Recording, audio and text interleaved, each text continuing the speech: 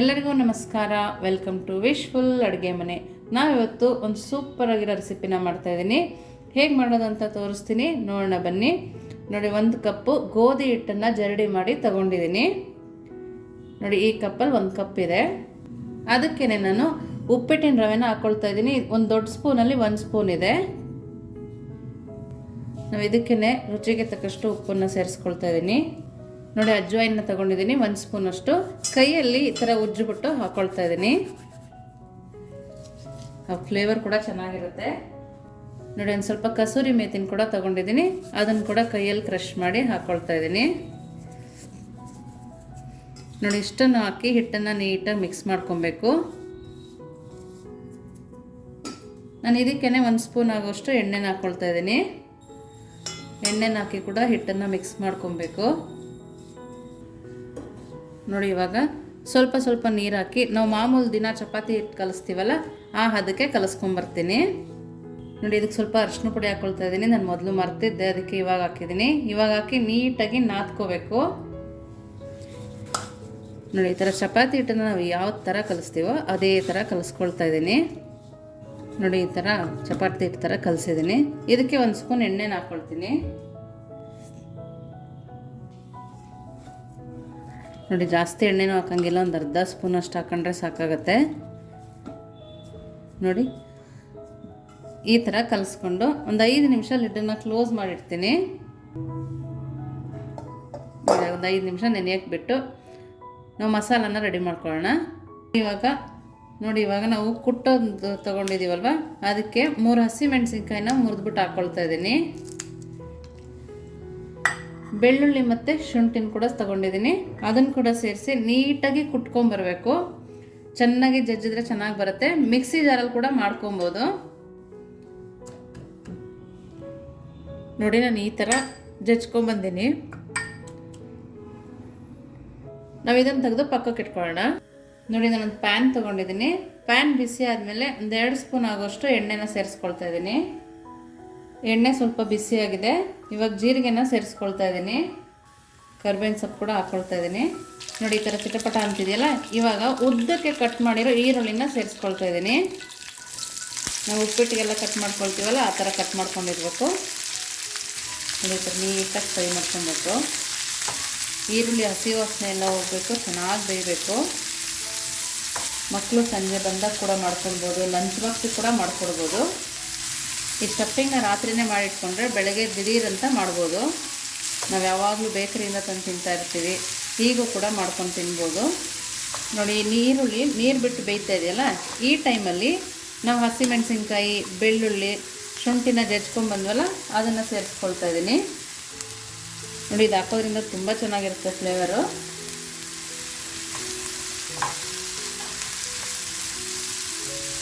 ಈರುಳ್ಳಿ ಹಸಿ ವಾಸನೆ ಹೋಗಿದೆ. ಇವಾಗ ಹಸಿಮೆಣಸಿನ್ಕಾಯಿ, ಶುಂಠಿ, ಬೆಳ್ಳುಳ್ಳಿ ಕೂಡ ಹಸಿ ವಾಸನೆ ಹೋಗಬೇಕು.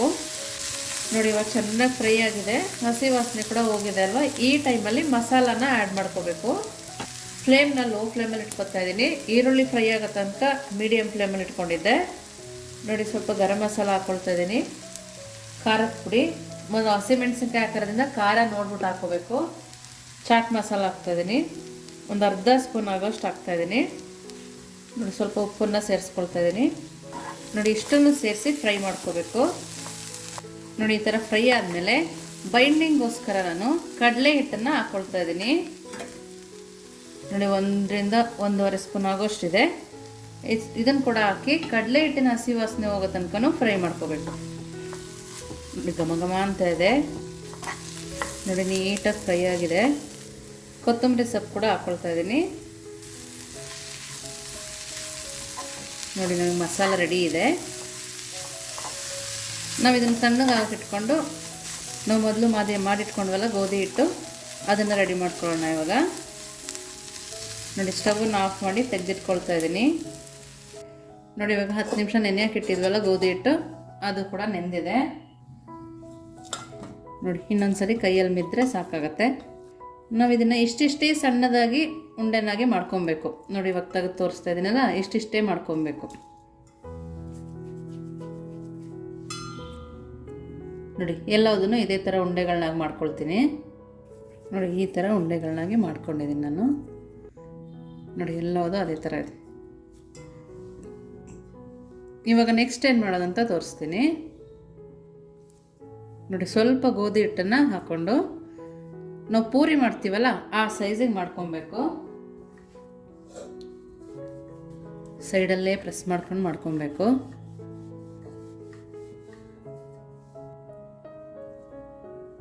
ನೋಡಿ ನಾನು ಈ ಥರ ಮಾಡ್ಕೊಂಡಿದ್ದೀನಿ. ನೋಡಿ ಇನ್ನೊಂದು ಕೂಡ ಮಾಡ್ಕೊಳ್ತೀನಿ ಅದೇ ಥರ.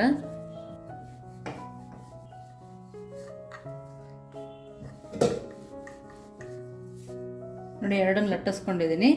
ನೆಕ್ಸ್ಟ್ ಇದಕ್ಕೆ ಏನು ಮಾಡೋದು ಅಂತ ತೋರಿಸ್ತೀನಿ, ನೋಡೋಣ ಬನ್ನಿ. ನೋಡಿ ಇವಾಗ ಎರಡು ರೆಡಿ ಇದೆ ಅಲ್ಲ.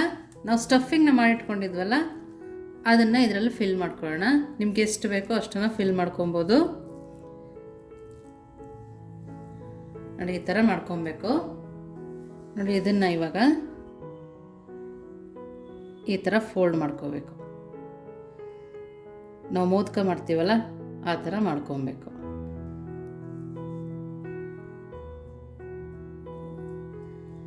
ನೋಡಿ ಎಕ್ಸ್ಟ್ರಾ ಹಿಟ್ಟು ಬರುತ್ತಲ್ಲ ಇದನ್ನು ಹಂಗೆ ಪ್ರೆಸ್ ಮಾಡ್ಕೊಳ್ತೀನಿ. ನೋಡಿ ಈ ಥರ ರೆಡಿ ಮಾಡ್ಕೊಂಡಿದ್ದೀನಿ. ಇನ್ನೊಂದು ಕೂಡ ತೋರಿಸ್ತೀನಿ. ನೋಡಿ ಈ ಥರ ನರ್ಗೆ ಥರ ಮಾಡ್ಕೊಳ್ತೀವಲ್ಲ ಆ ಥರ ಮಾಡ್ಕೋಬೇಕು. ನೋಡಿ ಎಷ್ಟು ನೀಟಾಗಿ ಫೋಲ್ಡ್ ಆಗುತ್ತೆ. ನೋಡಿ ಈ ಥರ ನೋಡಿ ಎಲ್ಲದನ್ನು ಅದೇ ಥರ ಮಾಡ್ಕೊಂಬರ್ತೀನಿ. ನೋಡಿ ಸ್ವಲ್ಪ ಎಣ್ಣೆ ಹಾಕಿ ಕಾಯಕ್ಕೆ ಇಟ್ಕೊಂಡಿದ್ದೀನಿ. ನಾವಿಲ್ಲಿ ಡೀಪ್ ಫ್ರೈ ಕೂಡ ಮಾಡ್ತಾ ಇಲ್ಲ, ಶಾಲೋ ಫ್ರೈ. ಸ್ವಲ್ಪ ಎಣ್ಣೆ ಹಾಕಿದ್ದೀನಿ ನಾನು. ನೋಡಿ ಇವಾಗ ಎಣ್ಣೆ ಬಿಸಿಯಾಗಿದೆ. ಮಾಡಿರೋದನ್ನು ಸೇರಿಸ್ಕೊಳ್ತಾ ಇದ್ದೀನಿ.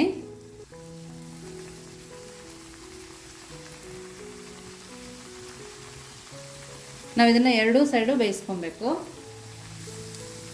ತುಂಬ ಹೆಲ್ದಿಯಾಗಿರುತ್ತೆ. ನಾವು ಹೊರಗಡೆ ಪಪ್ಸ್ ತಂದು ತಿಂತೀವಲ್ಲ ಆ ಟೇಸ್ಟೇ ಬರುತ್ತೆ. ಗೋಧಿ ಹಿಟ್ಟಲ್ಲಿ ಮಾಡೋದ್ರಿಂದ ಹೆಲ್ದಿಯಾಗಿ ಕೂಡ ಇರುತ್ತೆ. ನಾವು ರವೆನ ಹಾಕಿದ್ವಲ್ಲ ಅದರಿಂದ ಕ್ರಿಸ್ಪಿಯಾಗಿ ಕೂಡ ಬರುತ್ತೆ. ನೋಡಿ ಈ ಥರ ಎರಡೂ ಕಡೆ ಬೇಯಿಸ್ಕೊಬೇಕು. ಸಾಸ್ ಜೊತೆ ತುಂಬ ಚೆನ್ನಾಗಿರುತ್ತೆ, ಮಕ್ಕಳಿಗೆ ಕೂಡ ಇಷ್ಟ ಆಗುತ್ತೆ. ನೋಡಿ ಎರಡೂ ಸೈಡು ನೀಟಾಗಿ ಬೇಯಿಸ್ಕೊಬೇಕು.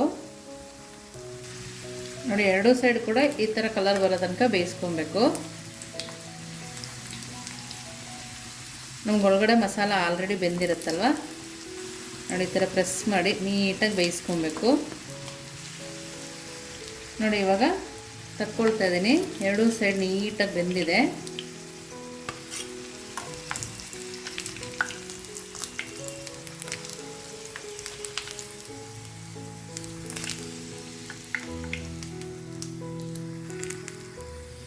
ನೋಡಿ ಎಲ್ಲ ತಕ್ಕೊಂಡಿದ್ದೀನಿ. ನೋಡಿ ಇವಾಗ ರೆಡಿ ಇದೆ.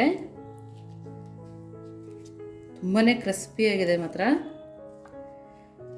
ತುಂಬ ಟೇಸ್ಟಿಯಾಗಿ ಮಕ್ಕಳು ಬರೋ ಟೈಮ್ಗೆ ಮನೆಯಲ್ಲೇ ಮಾಡ್ಕೊಳ್ಬೋದು. ನೋಡಿ ಇದನ್ನು ನಾನು ಟೊಮೊಟೊ ಕೆಚಪ್ ಜೊತೆ ಸರ್ವ್ ಮಾಡ್ತಾ ಇದ್ದೀನಿ. ನೀವು ಪುದೀನ ಚಟ್ನಿ ಜೊತೆ ಕೂಡ ತಿನ್ಬೋದು. ನಿಮಗೆ ತೋರಿಸ್ತೀನಿ. ತುಂಬಾ ಕ್ರಿಸ್ಪಿಯಾಗಿದೆ. ನೋಡಿ ತುಂಬಾ ಕ್ರಿಸ್ಪಿಯಾಗಿದೆ. ಸೌಂಡು ಕೂಡ ಕೇಳಿಸ್ತಾ ಇದೆಯಲ್ಲ. ನೋಡಿ ಒಳಗಡೆ ಕೂಡ ನೀಟಾಗಿ ಬೆಂದಿದೆ. ನೋಡಿ ತುಂಬಾ ಟೇಸ್ಟಿಯಾಗಿರುತ್ತೆ. ನೀವು ಒಂದ್ಸರಿ ಮಾಡಿ ಹೇಗಿತ್ತು ಅಂತ ವಿಶ್ಫುಲ್ ಅಡುಗೆ ಮನೆಗೆ ಕಮೆಂಟ್ ಮಾಡಿ, ಲೈಕ್ ಮಾಡಿ, ಶೇರ್ ಮಾಡಿ, ಸಬ್ಸ್ಕ್ರೈಬ್ ಮಾಡಿ. Thank you.